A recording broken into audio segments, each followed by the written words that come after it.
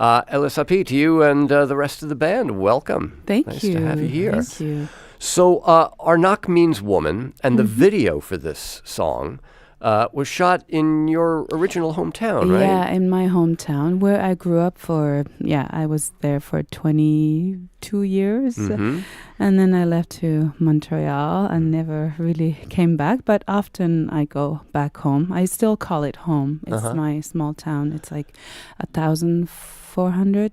It's a big town, actually. Yeah, I guess by the standards of northern Quebec, it's a big town. Yeah. But the video shows women and girls stepping into maybe unexpected roles. Yeah, everybody is stepping into unexpected roles. The beginning of the idea came to me, and I also, we often think like the North is, we still have this image like that so from long ago, and we forget that, we're also young people, teenagers there who still have the same desires to just kind of want to break free. And so I thought, we're going to be stuck in this small town. It's like we're in a valley. So, we decided that we were to head to my hometown and just shoot whatever is there. And I knew it was going to be raw moments. Also because where I'm from, people don't really like to pretend. They're not really good at trying to look cool, or they're just like cool and they don't even know it. So I just thought, it'd be nice to see kids, and yes, girls who are on their motorcycle or just doing their... Or becoming the minister in the local church. Oh, yeah, that was beautiful. That was, everybody decided afterwards, after the shoot with the minister, that maybe they should start going to church, but in her church, just because she was so cool. Like, she just is a genuine, beautiful person, and she's a minister. So it was really, really, I got what I really wanted to show, is that we live in the now, and that we have guts, and we have, Well, I think I inadvertently changed the title of your record in introducing it. I think I said Ballad of a Runaway Girl. It's Ballad of the Runaway Girl. Yes, exactly. Are you the runaway girl? Oh, my God. Yes, I guess so. I think, it's funny because it's the title of my uncle's song he wrote with another guy, Dayara, in the 70s, when they were younger than me now. So it's always been a beautiful title. I've always been very, fascinated by that title and wondered who they wrote it for. And it's not the most popular song of their songs, but for me, it's always been my favorite. So I thought it's funny because I've been in the South, Montreal. Montreal, the South, yes. Yeah, the South for... Downtown Canada. Yeah, exactly. For over almost 20 years. And I realized that I've run away from so many, not just, the territory, but it's also in my head, in my mind, in my spirit. So, I'm sort of... But I don't run away anymore.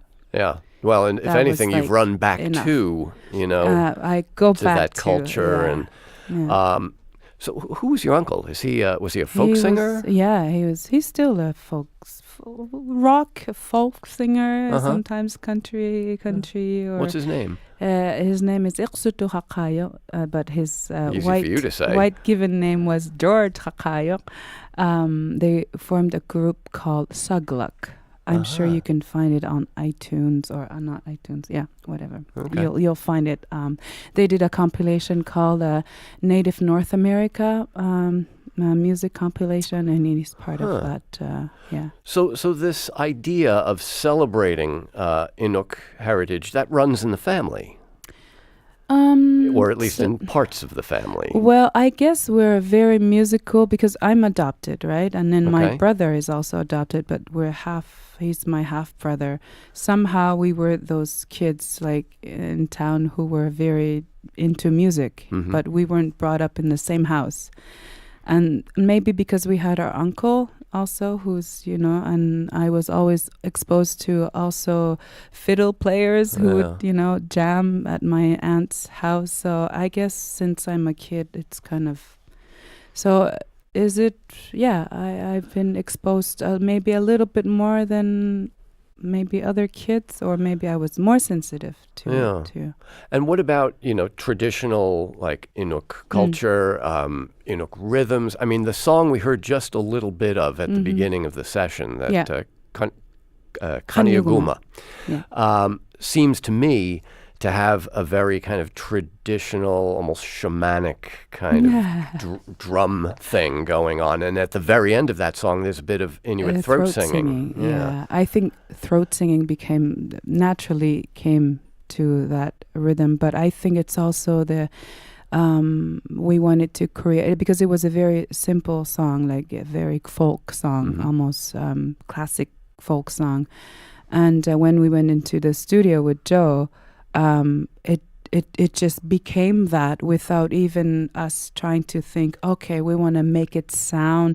I don't know how that happened. Before we knew it, it just became its own world. So sometimes I like to say it's, of course, inspired by the North, but sometimes it's our own imagination as like the musicians that kind of created that. So people should hear what they want to hear, and I think it's fun that way. And throat singing, of course, was just like now for people who are not familiar with throats, I mean, it sounds like a silly thing to say, what other part of the body do you sing with? But it means something very specific, and in Inuit culture it's usually the province of women, right? Two women who kind of sing into each other's mouths. It's a woman's thing for sure. It's creating a rhythm, right? And it's also making people think it's just the throat, like deep voice, but there's actually always a note that starts like, So it's like there's actually a note at the beginning, and then we contract the vocal cords. So it's almost like a yodel, where you have these quick changes of register because the note is higher, and then you have the growl in the throat. And it's quite amazing to be performing with, just doing throat singing with another woman. It becomes, people think that it could be like a sexual sounds or rhythm sounds, but it's much, much, much deeper than that. It's also much more simple than that. It's also imitating anything around. It could be birds, it could be dog sleds, it could be a saw. There's even a song, saw. So it's also very simple imagery. Yeah.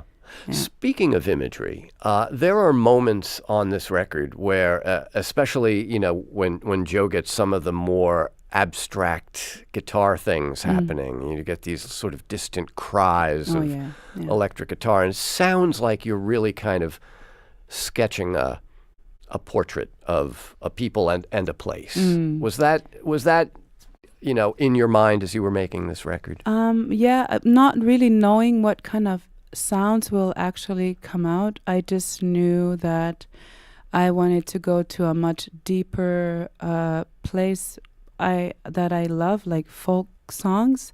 That's where it started, and that's when Joe became a very big, important part of this album. He doesn't know it. I tell him, but he still doesn't get it. But it became like I needed that force, that kind of someone who was very gutsy, because it's all that too in the North. Everything is very spontaneous. We're very spontaneous, and we're very in the moment. Like we can't really plan ahead. So this was an album that wasn't really going to be planned ahead. So it was nice to have Joe because he's very in the moment kind of person. We'll see where it takes us. So this album became kind of like the image of the North in a way. So if you hear sounds, they're meant to be kind of doing like homage to the North. They're very suggestive of like wide open spaces and maybe darkness. Totally. She took me up to the northern tip of Labrador for a week. That was a month before we went into the studio. And definitely, Any excuse to make magical. weird sounds, but definitely the that world definitely. Oh yeah, and also being there was for a loud. week without technology, where we saw, I mean, polar bears. I came back. I've never felt like that before, but I came back to Montreal, and I was actually in shock with everybody talking to me so fast and so. I'm from the north. I've always had to deal with the different rhythm of life, but that was a very special, and I think it was a good call to spend some time in the nature and to really understand the deepness of it and the quietness of it, to respect also the slowness of it. Well, this next song you're going to do for us is a slower song, or at least as it appears on the record, called Una. What does that word mean? Una, it means here. When you give something to someone, you say here. So it could be a gift. It could be just giving something.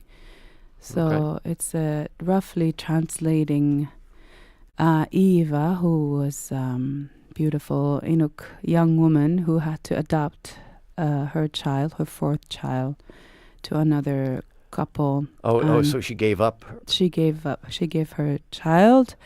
And it was her mother that decided that. And baby was born in March. And then right away, as she arrived from the hospital, from far away hospital where she had to take a plane, she came back to the village, and then she descended the plane that just landed in the fjord in front of the town. The parents were already there, ready to receive the their adoptive little baby. Yeah. And Eva was actually my mother, so it is a song for her I wrote in order to kind of reconnect with that moment that I never really acknowledged, I guess, or realized that it was a very special moment to be in touch with your mother. So it's it's a I didn't want to say it like that, but that's how it is. So the fourth child that she gave up, that yes, she said here, that was you. That was me. Yes. Wow, that's quite a story. Let's hear the song. Elisapie is here with Joe Grass on guitar and Pascal Delacqui behind the drum kit. They are playing on Friday night at Arlene's Grocery. It's part of the new Colossus Festival here in New York, but playing for us today. This song is called Una.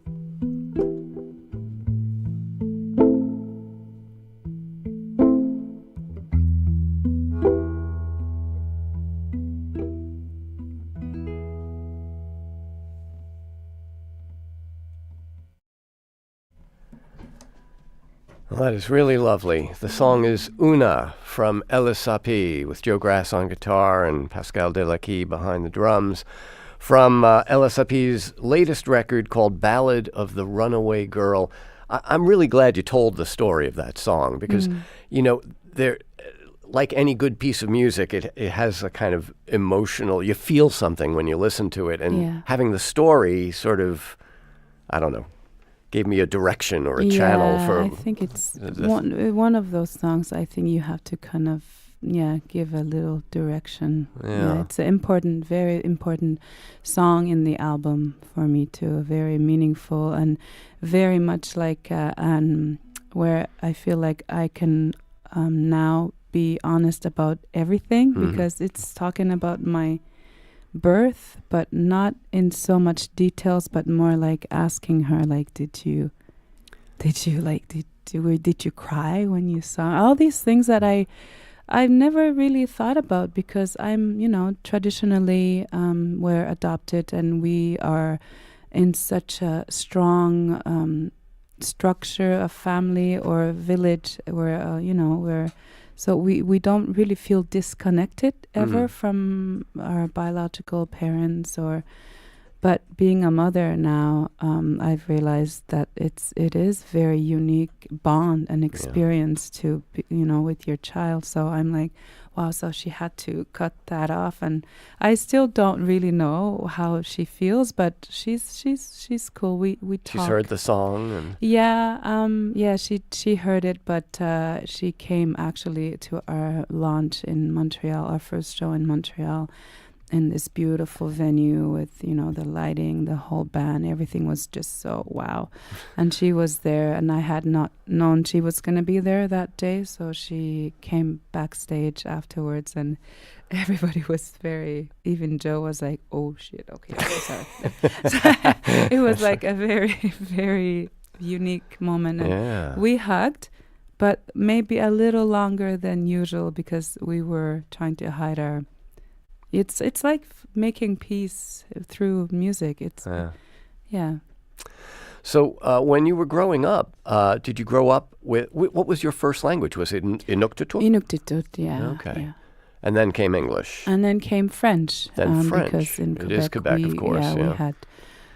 We chose. My parents chose. They had a choice to either French or English, and I was so disappointed because I wanted to speak English. I thought it was more cool to be talking in English or learning English. And I remember having I think I cried on the floor. And then my mother, who spoke only Inuk, she says, "No, you'll be able to speak 3 languages and you'll be able to be my translator." And I'm like, whatever. But I'm so happy. I love speaking French. It's so fun. It's so nice. Yeah. So English is your 3rd language? Yeah, it is. That's pretty damn impressive, I have to say. Yeah, but Pascal's giving you a little round of applause. We have Neil Young, so we have good teachers. Yep. So, now, speaking of Bob Dylan and Neil Young, you've mentioned folk music a couple of times, and obviously you mostly write your own songs, but you do occasionally cover other people's. And there's a cover on this album of a song by Willie Thrasher. Yes. Tell us a little bit of his story and why you chose this song. Willie kind of came in a very, very special moment where I kind of needed to dig deeper, and emotionally I was kind of like very, I don't know, in a fragile place. And then I was like, okay, what do I really want to say? I felt blocked, maybe because there was so much emotion that it was actually, I was stalling, you know. A little overwhelming, maybe. Yeah. So Willie's music came back. I listened to him because I used to work at the radio in the north. I used to have, you know, his old album, Spirit Child, and other people's music that they made in the 70s, even before I was born. So I've always been very fascinated by that era, like the 70s, where people just, you know, moved to houses. Before that, they were in igloos until the early 60s, right? Right. If you think about that, it's just like not long ago. And then the 70s, where people were sent off to residential schools, and where life, you know, a way of life of a man shifted so much. And Willie was one of those. He was sent to residential schools when he was maybe 5 years old, and pretty much until... So it's like these kids had no more parents in a way, right? Because they were... And they were sort of cut off from their cultural roots. also forced not to speak their language. So yes, he did lose his language and he lost a lot of things, but yet he's an amazing person, a real survivor. He doesn't say he's a victim. He's just like, okay. So I think music became a big part of his resilience, and his music just came back in my life in such a nice way. So I kind of got obsessed with his music, and all the 70s folk singers like my uncle's band, or he says, I think Willie is kind of like the foundation of this album.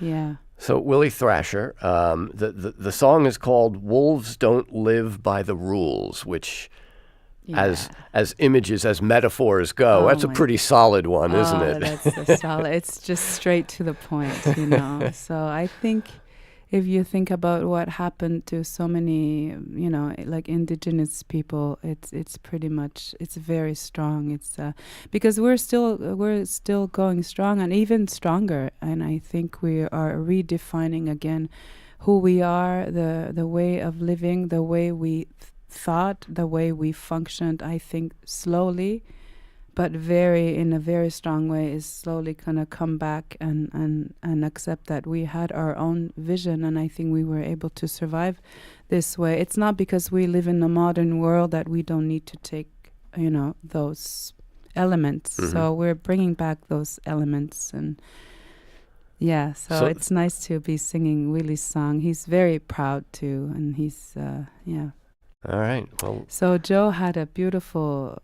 you know, his the way he played the guitar naturally. He just, you know, started playing that because the actual song is very, it's very, how do you say it? Kind of four square, and you know, it's rock. He's strumming a big 12-string and about as hard as he can for the whole thing. Yeah. Right. And he's singing it like it's, you know, there's no tomorrow, and it's gorgeous way. So we thought we can't redo that. So well, what's the point? I mean, he's already done that, so you want to find your own way in. And let's see how it turned out. Here's a live performance from Elisapie and the band. The album's called Ballad of the Runaway Girl. This is Wolves Don't Live by the Rules.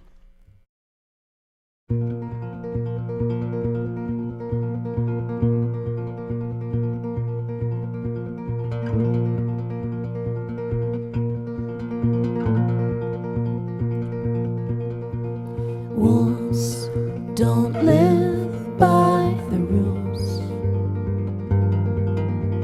Wolves don't live by the rules. Wolves don't live by the rules. Wolves don't live by the rules. Valleys to hills, you can hear the cry. They have to fight to stay alive. No one can change it. Mother Nature knows the reason why. Oh, wolves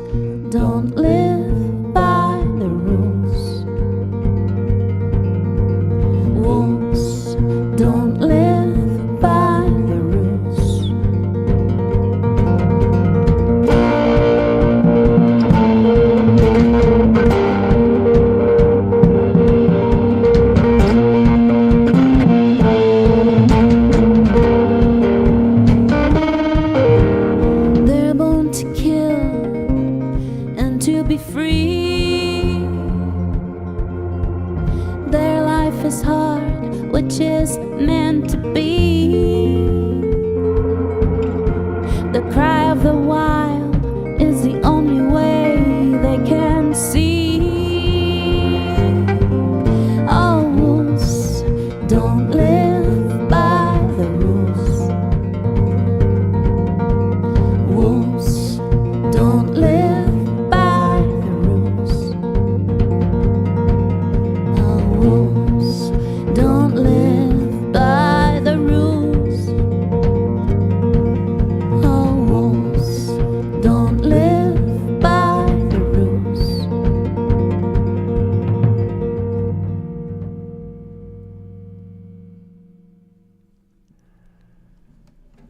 Elisapie live here in our studio with a version of Wolves Don't Live by the Rules, a song written by the Indigenous Canadian folk singer and songwriter Willie Thrasher. And so I guess, Elisapie, the 5-year-old Willie Thrasher who was sent to that residential school, you know, which has turned out somewhere around there. Very young, yeah. For him, his Inuk culture would have been seen as kind of a shameful thing. It was something to be stamped out. They literally went, I think, took a small plane to their campsite or a boat, saying, you know, your kids shouldn't be, you know, like living like nomadic this. Right. life anymore. We have to take your kids, and pretty much forced, and the parents had no say. So I think they were a lot in his family. So a lot of kids were.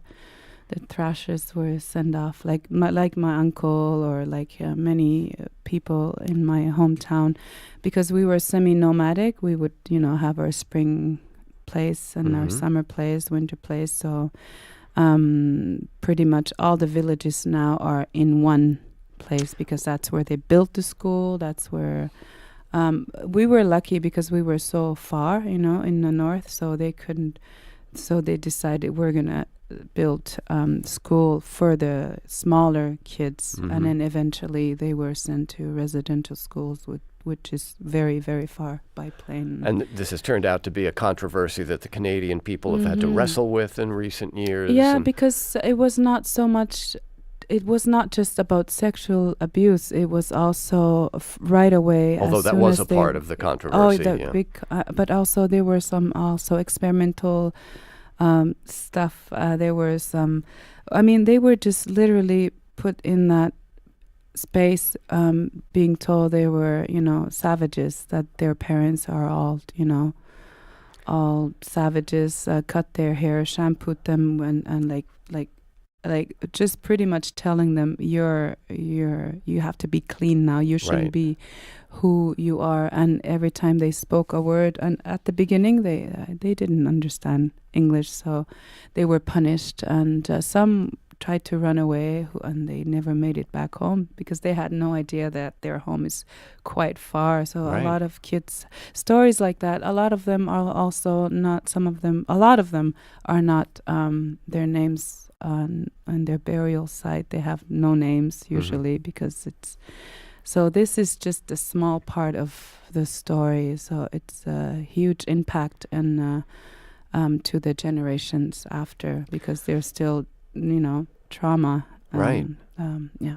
But now, you know, your culture is a source of pride for you. You know, it's always been a source of pride, but I think reclaiming and saying, hey, this is not right, let's talk about it. And also telling our uncles, you know, because they can't a lot of them still can't speak. It's just so deep, you know. I think us, the next generation, the younger generation, are kind of speaking for them, so they hear us, you know, reclaiming. And I think it's like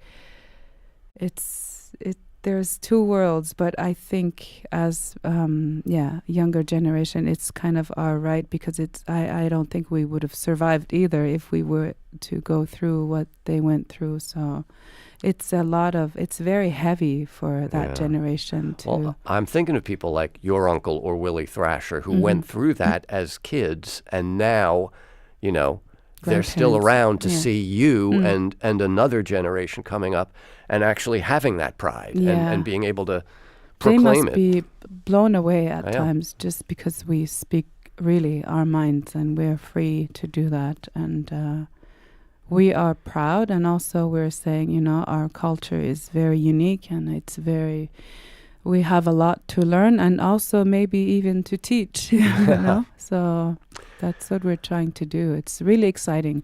I think, people felt sorry for us for so long, but they shouldn't feel sorry because we're quite resilient and we're able to clean up this, you know, big mess.